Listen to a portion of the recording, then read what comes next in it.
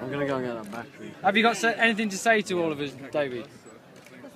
Well, the thing I've got to say more than anything else is, you know, when I think back 20, 23, 4 years, and the amount of people that knew anything about this was so tiny, and yet now this is a really major moment. This, not just here, but in the way that the knowledge of this organisation's got out, because they're coming out of the shadows, and this is such a wonderful, symbolic part of the web, because it's a point that people can relate to.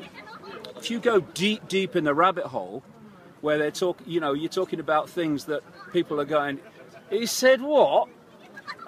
That's another thing. But this is a point that people can relate to, because what it is simply, what we've been saying all these years is, if you look at the corporations and the banks and the governments and the political parties, in the end they're all controlled by the same people. They're different masks on the same face, and here we have the absolute living proof of that this weekend in that hotel.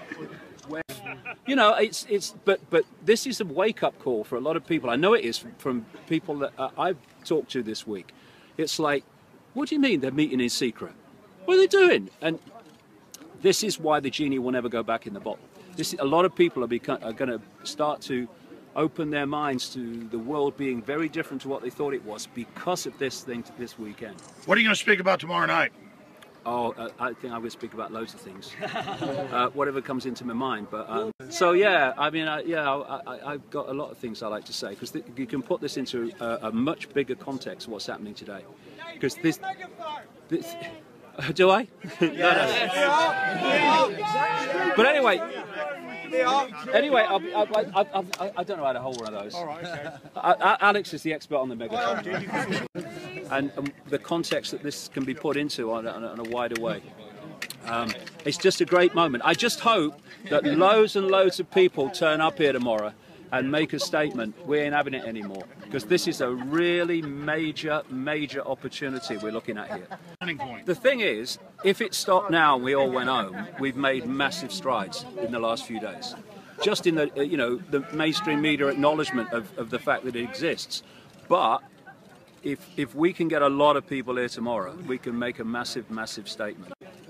What's happening here is the prisoners are policing the prison, but they can't see it. That's a thing, an area we have to get to, and that is to get those in uniform and the dark suits that administer it and don't know that what they're doing, and the fact that their children and grandchildren are in the gun sight as well, to realise that they shouldn't be protecting them from us, they should be protecting us from them. That's what we should be doing. That's the dynamic, but they don't. This is the way it works. And what we've got here is a real symbolism is very powerful. And what we've got here is a symbol of the world, because what they want to create is a Hunger Games type world in which you have a tiny few that are unbelievably mega rich. And you think you'd go from poor through what they call middle class to rich.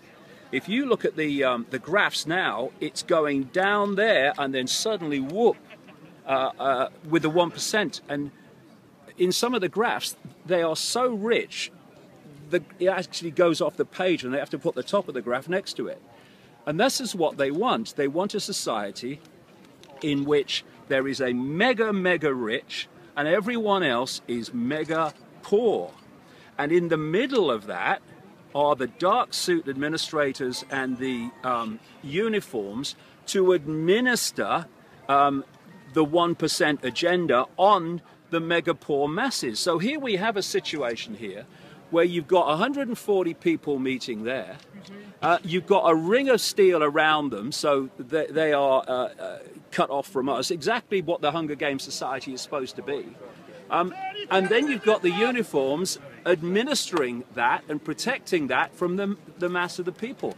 That is precisely the dynamic that they want that global society. And that's why they're engineering it to make us poor in their own Agenda 21 so that they can then control the services and make us beg for crumbs. And they brag about this. In fact, a few years ago, they openly said we want to make people so poor they can't come protest us.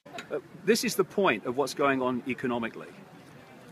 What they've done is crash the economy in 2008 and done it on purpose.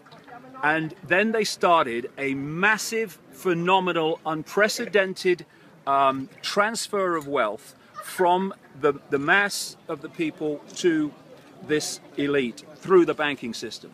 So, first stage of that was crash the banking system, and then you get governments to bail out the banks. Now it's a banking problem has become a government problem.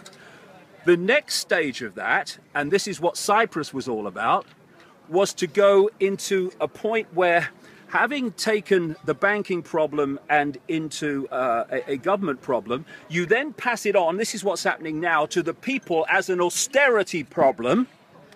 And so this transfer of wealth is going from banks, the banking system, or to the banking system, through government, from the people. People, government, banks. Cyprus was about going to the next stage of that and not even going through governments to steal from the people, but going direct into their bloody bank accounts. And the point being, the power of precedent is massive. And having set it in Cyprus, then when the next banking crisis comes, and it's all planned, of course, it'll be discussed in there over the weekend, possibly now, they are going to say, well, hold on a second. We can't, governments, bail out the banks anymore. What about the people of Cyprus? We can't let them have their, money taken from their bank account and then say that it's not happening elsewhere. This is what the European Union is going to say.